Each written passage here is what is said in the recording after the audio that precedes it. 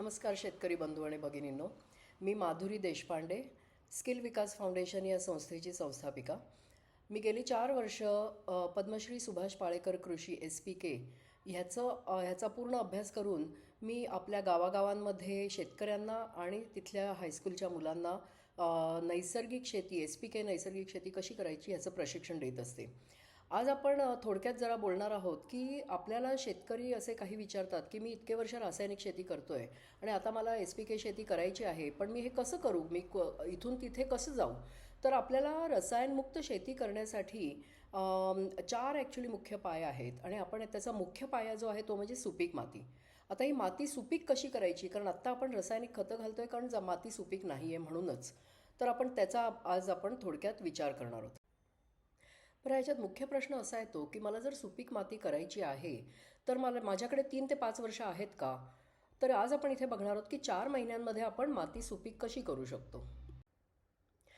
तर आपल्याकडे सध्या जर बघितलं तरी माती मृत अवस्थेत दिसते. जिथे आपण केमिकल फार्मिंग करतोय, भरपूर खतं कीटकनाशकं वापरून शेती करतोय, त्यांची जमीन ही साधारणपणे अशा प्रकारे दिसते. मृत माती आहे ती, की त्याच्यामध्ये गांडुळं नसतात, जीवाणू नसतात. आणि जेव्हा आपण हे 4 महिने आपण हे त्याला देऊ तेव्हाही आपण माती जिवंत करणार आहोत. तर ती कशी ते आपण बघूया. तर हा 4 महिन्याचा प्लॅन आहे तरी काय, की म्हणजे ह्याच्यामध्ये आपल्याला 3 टप्प्यामध्ये आपण त्याची विभागणी केली आहे. पहिला टप्पा त्यातला आहे 1.5 महिन्याचा, की ज्याच्यामध्ये आपल्याला माती जागी करायची आहे, म्हणजे जी आत्ता मृत अवस्थेत आहे ती जागी करायची आहे. दुसऱ्या 1.5 महिन्यामध्ये आपण मातीमध्ये जीव वाढवणार आहोत आणि नंतरचा जो 1 महिना आहे त्याच्यामध्ये माती आपण स्वावलंबी करणार आहोत. सो हे कसे टप्पे चालत आहेत ते बघूया. तर पहिल्या टप्प्यामध्ये आपण आच्छादन जीवामृत हे कंटिन्युअस करत राहायचं आहे 6 आठवड्यांसाठी. दुसऱ्या टप्प्यामध्ये आपल्याला देंच्या किंवा असं हिरवळीचं पीक घ्यायचं आहे आणि तिसऱ्या टप्प्यामध्ये आपल्याला त्याचं देंच्याचं पीक जे आहे किंवा हिरवळीचं पीक जे घेतलं आहे ते कुजवायचं आहे. तर पहिल्या टप्प्यामध्ये माती जेव्हा आपण जागी करतोय 1.5 महिना, तर ह्याच्यामध्ये आपल्याला काय करायचं आहे, सुरुवातीला माती हलकी नांगरून घ्यायची, म्हणजे आपल्याला माती थोडी सैल होईल.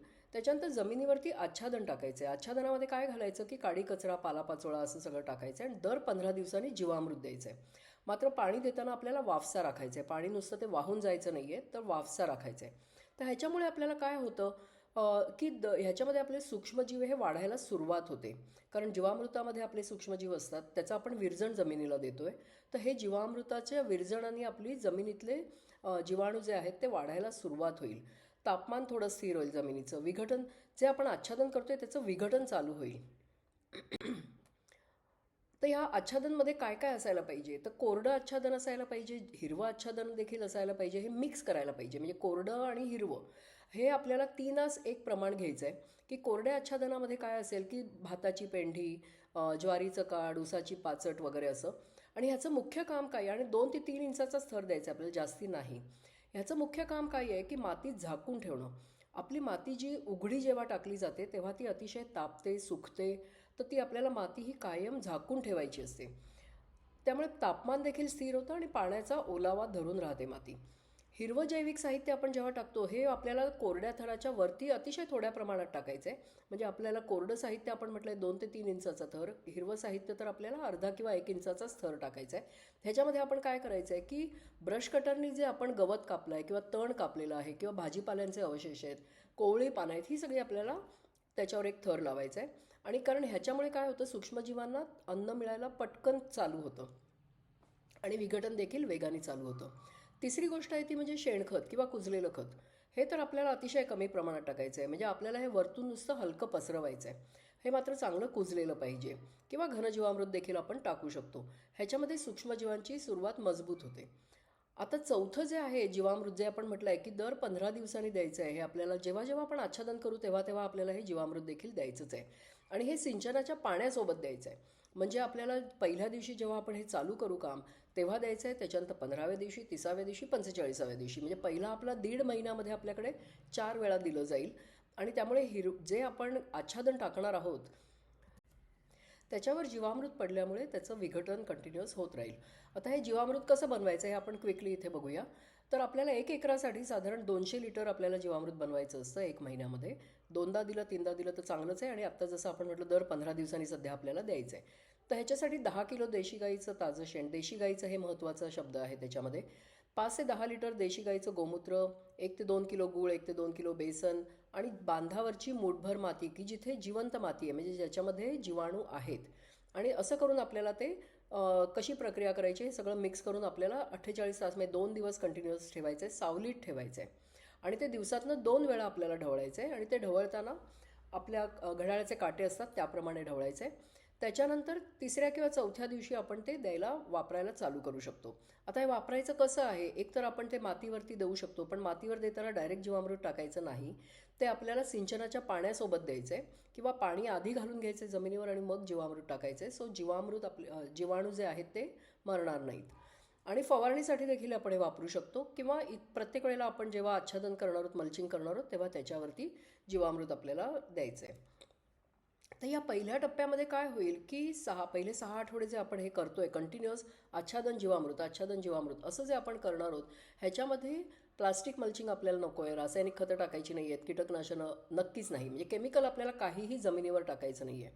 या 6 आठवड्यात आपल्याला काय बदल दिसायला लागेल की ह्याच्यामध्ये आपल्याला माती थंड वाटायला लागेल, कारण ह्याच्यावरती आपण आच्छादन टाकून जीवामृत सारखं टाकलं आहे. त्याचा मातीचा आपला जो वास आहे, सुगंध, तो थोडा चालू होईल. म्हणजे जसं जंगलामध्ये सुगंध असतो मातीला, तसा सुगंध चालू होईल. बुरशीचे पांढरे तंतू म्हणजे आपल्याला मुळांवरती म्हणजे जमिनीच्या खाली बुरशीचे थोडे तंतू दिसायला लागतील.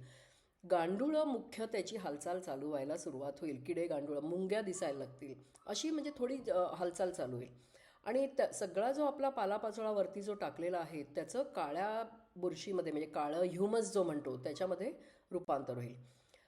सो आपला दुसरा टप्पा काय आहे आता की मातीत जीव वाढवायचा आहे. म्हणजे पहिल्या टप्प्यामध्ये आपण कंटिन्युअस आच्छादन आणि जीवामृत केलं. दुसऱ्या टप्प्यामध्ये आता आपल्याला हिरवळीचं पीक घ्यायचं आहे आणि ते आपल्याला किती दिवसाचं घ्यायचं आहे, 45 ते 50 दिवसाचं. म्हणजे त्याला फुलं आणि बिया यायला नको आहेत इनफॅक्ट. आपल्याला त्याच्या आधीच ते कापायचे. सो आपल्याला धेंच्या समजा पेरायचं असेल तर तो 15 ते 20 किलो आपल्याला 1 एकरसाठी लागेल. कुठलंही त्याच्यावर रसायन टाकायचंच नाही आहे, कारण आपण आत्ता जे 6 आठवडे केलं आहे त्याच्यामध्येच बी पेरायचं आहे. थोडंसं आपल्याला बोटाने खणून तिथे बी पेरायचं आहे. दर 15 दिवसांनी परत त्याला सिंचनाच्या पाण्याबरोबर जीवामृत देत राहायचं आहे. म्हणजे आता ह्या 45 ते 50 दिवसांमध्ये 3 वेळा तरी अजून जीवामृत दिलं जाईल. आता ह्याच्यामुळे काय होईल की जी धेंचा जो आपण वाढवतोय जमिनीमध्ये त्याची मुळं जमिनीत जायला चालू होतील आणि त्यामुळे माती अजूनही सैल व्हायला लागेल.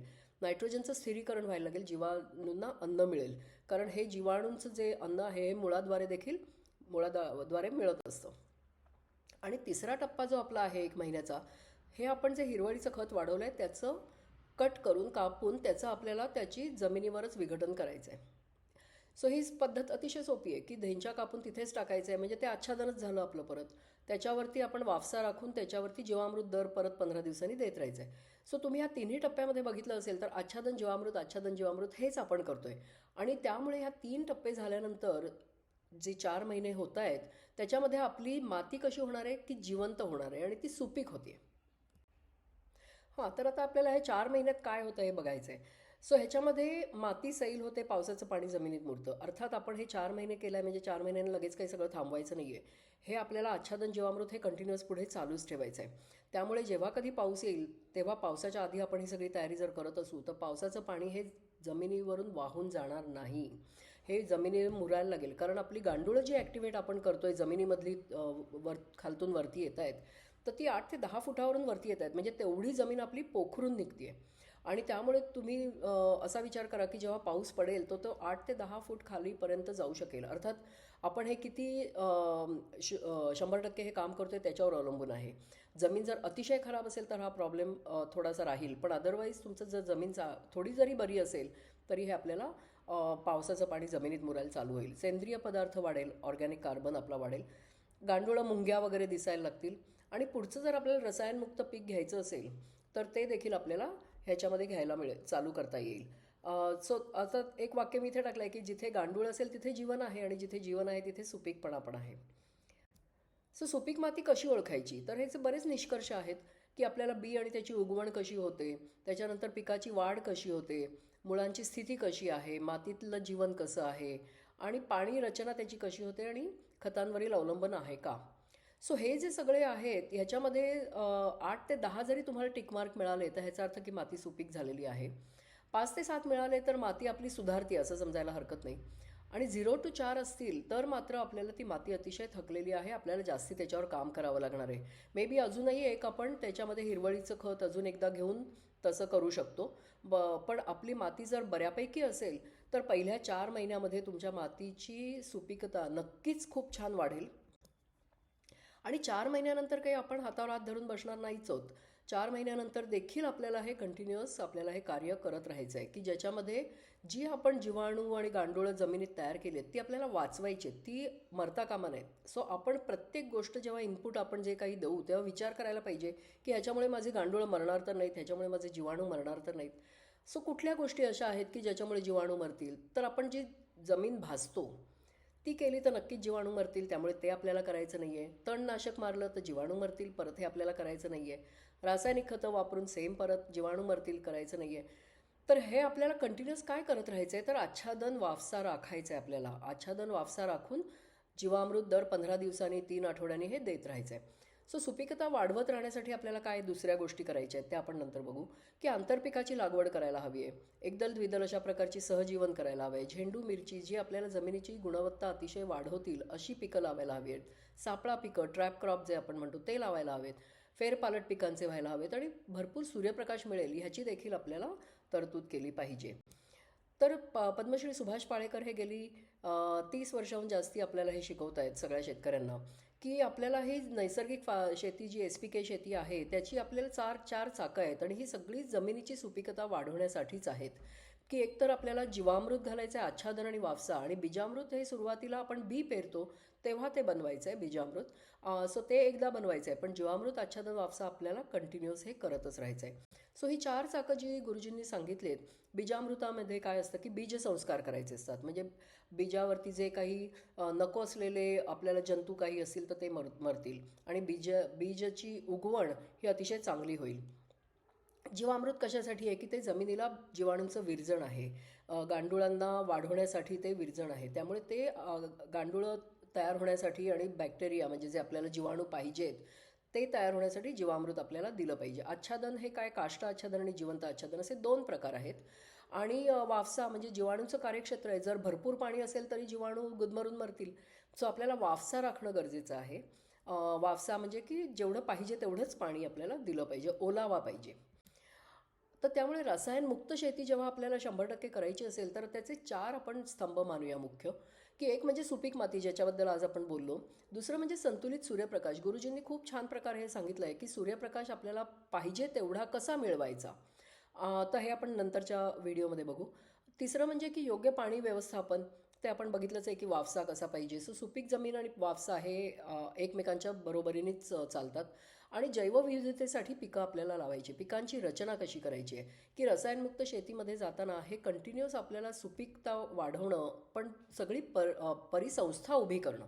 तर ही परिसंस्था उभी करण्यासाठी आपल्याला जैवविविधता पाहिजे, म्हणजे ज्याच्यामध्ये आपल्याला मधमाशा पाहिजेत, आपले मित्रपक्षी पाहिजेत, मित्रकिडे पाहिजेत. हे सगळे करण्यासाठी आपल्याला पिकांची रचना कशी करायला पाहिजे. सो हे आपण पुढच्या काही व्हिडिओजमध्ये बघू. पण आत्ता मी इथेच तुमचा निरोप घेते. धन्यवाद.